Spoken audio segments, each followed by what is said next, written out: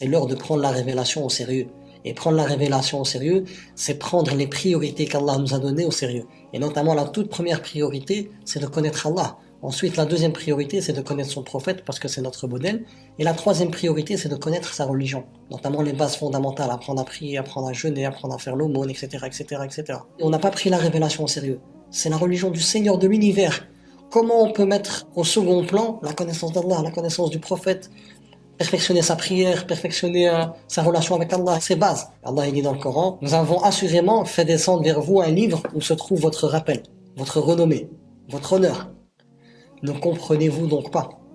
Donc Allah subhanahu wa ta'ala, il nous dit à travers ce verset-là que, à travers le Coran, Allah subhanahu wa ta'ala, il va te mener vers tout ce que tu recherches. Ton bonheur, ta sérénité, ta valeur, ta fierté, tout. Ton bonheur ici-bas et dans l'au-delà. Et Allah te dit, afala ta'qiloun, ne comprenez-vous donc pas? Pourquoi tu te focalises pas sur ce livre? Il y a tout ce qu'il faut. Pourquoi tu vas ailleurs?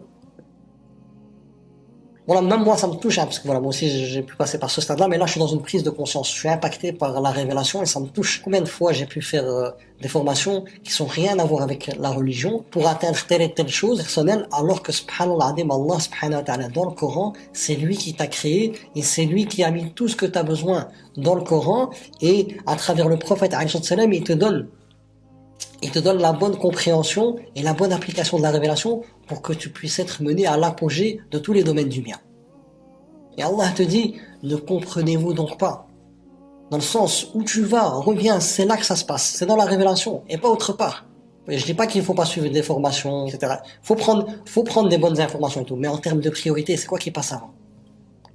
Si je vais passer au second plan, la connaissance d'Allah, la connaissance de la religion, eh ben, je me suis mêlé de ce qui ne me regarde pas. Dans le sens du hadith que je vous ai dit. Pourquoi? Parce que ma priorité, c'est d'abord connaître Allah. Comment je peux passer à côté de ça alors qu'Allah subhanahu wa ta'ala me dit dans le noble Coran وَمَا خَلَقْتُ الْجِنَّ وَالْإِنسَ إِلَّا لِيَعْبُدُونَ. Je n'ai créé les djinns et les êtres humains que pour qu'ils m'adorent. Et dans le sens de pour qu'ils m'adorent, dans les exégèses, notamment dans l'exégèse de Qurtubi, il dit que c'est pour unifier Allah, mettre Allah au centre de sa vie, pour lui obéir et pour apprendre à le connaître.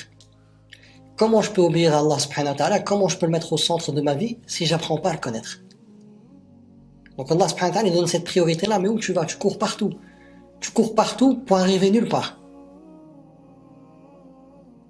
Tu mets des efforts partout pour juste récolter la fatigue. Pourquoi? Parce qu'il n'y aura de la bénédiction dans ta vie que lorsque tu prendras la révélation au sérieux. Et prendre la révélation au sérieux, c'est commencer parce qu'Allah nous demande de commencer. Et comment je peux adorer Allah? Comment je peux sacrifier ma vie pour Allah si je ne le connais pas? Et comment je peux suivre le prophète alayhi salam si je ne le connais pas? Comment je peux appliquer les bases de la religion si je ne les connais pas? Ça, c'est les priorités fondamentales. Et Allah nous dit, il nous donne un équilibre. Hein.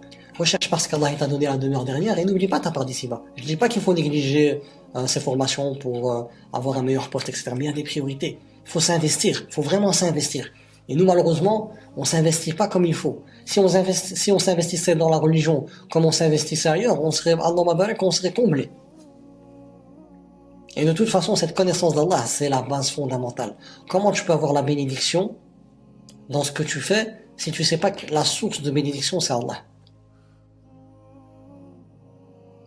Et qu'Allah, il accorde cette bénédiction-là que lorsque tu respectes son droit. Quand toi, tu mets Allah en deuxième position dans ta vie, même dans ton inconscient, comment tu vas avoir cette bénédiction-là? Et Allah nous dit وَلَا تَجْعَلُوا مَعَ اللَّهِ إِلَهًا آخَرَ. Ne mettez pas avec Allah une autre divinité. Une divinité, c'est quelque chose que tu penses qu'à ça, que tu es prêt à tout pour cette chose-là. Et le fait est que je mets quelque chose avant Allah dans ma vie, eh ben, je l'ai pris comme divinité. Parce que le seul pour qui je dois faire tous les sacrifices et je dois mettre au centre de ma vie, c'est Allah subhanahu wa ta'ala. C'est lui ma priorité absolue. Donc comment je peux faire passer quelque chose d'autre avant Allah subhanahu wa ta'ala? Là, voilà, cette petite intro, c'est pour nous réveiller un peu. Comme ça, bifadlillah, quand on va commencer, ça va impacter nos cœurs par la grâce d'Allah subhanahu wa ta'ala. Donc, subhanallah, voilà, je vais commencer par ce verset pour vous dire, voilà, alhamdulillah, wallah al-azim, que la révélation, elle nous suffit. La révélation, elle nous suffit, et on comprendra qu'elle nous suffit lorsque on prendra notre responsabilité de prendre les outils qui vont nous permettre d'exploiter l'infinité de la puissance, de l'amour, du bien-être qu'il y a dans la révélation et de la droiture. quand je prendrai au sérieux le Coran et que Allah subhanahu wa ta'ala, dans le noble Coran, dans la tradition prophétique, il me donne tout ce que j'ai besoin pour pouvoir puiser de cette révélation-là. C'est là qu'alhamdoulilah, ma vie changera. Il y a vraiment un travail à faire et je vous dis que voilà, c'est une opportunité. La plus belle des choses à faire dans cette vie d'ici-bas, c'est de connaître Allah et que cette connaissance se transforme en amour et que cet amour se manifeste à travers des œuvres qui sont faites de manière excellente. Et c'est pour ça qu'Allah il a créé la mort et la vie pour nous éprouver, pour voir qui de nous va faire les meilleures des œuvres. Mais je pourrais faire les meilleures des œuvres de la meilleure qualité que si je connais mon Seigneur. Donc voilà, ce premier verset que je vous ai dit, c'était par rapport au fait que dans la révélation, il y a tout ce qu'il faut. Même Allah il dit dans le Coran, إن هذا القرآن يهدي للتي هي أقوم. Allah il dit que le Coran il guide vers l'apogée de tous les domaines du bien. Soit le domaine de la justice, de l'amour, de la bienséance, de l'indulgence, de la patience, tous les domaines du bien que vous pouvez imaginer, Allah il dit que le Coran il guide vers l'apogée. Alhamdulillah, il y a tout ce qu'il faut. كتاب أنزلناه إليك لتخرج الناس من الظلمات إلى النور بإذن ربهم إلى صراط العزيز الحميد. Voici un livre que nous avons fait descendre sur toi afin que par la permission de leur Seigneur tu fasses sortir les gens des ténèbres vers la lumière sur la voie du Tout-Puissant du digne de louange.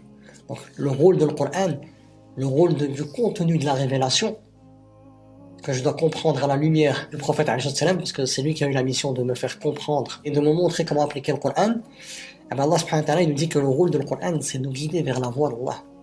Donc à travers le Coran, je vais connaître mon Seigneur. Et le fait est que j'avance vers mon Seigneur, et ben l'effet de la révélation sera que je sortirai des ténèbres à la lumière, des ténèbres de l'ignorance à la lumière de la clairvoyance. Des ténèbres de l'angoisse à la lumière du bonheur absolu, celui d'être en connexion profonde avec Allah subhanahu wa ta'ala.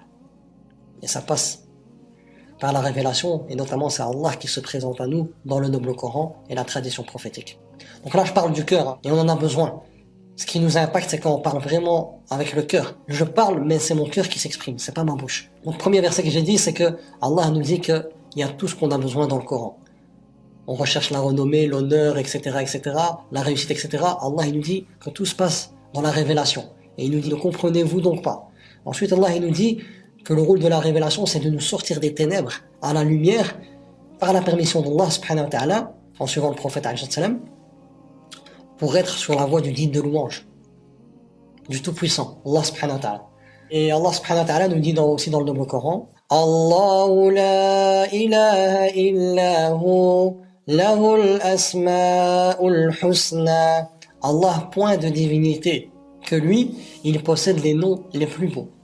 Et subhanallah, le fait est que tu as l'opportunité de connaître Allah. Moi, je prends juste un exemple. Moi, j'aime bien regarder les reportages de la création des cieux, des paysages, etc., des animaux, etc. Je suis subjugué parce que ce qui te permet de connaître Allah, c'est la révélation et sa création. Et parfois tu vois des belles créatures comme Allah subhanahu wa ta'ala les a créées, des beaux paysages et tout, et c'est magnifique. Juste le fait de voir ça que à la télé, c'est déjà beau. Mais là on parle pas de n'importe qui, on parle d'Allah subhanahu wa ta'ala, Al-Jamil, le beau à l'absolu. Et quelle saveur de connaître Allah subhanahu wa ta'ala.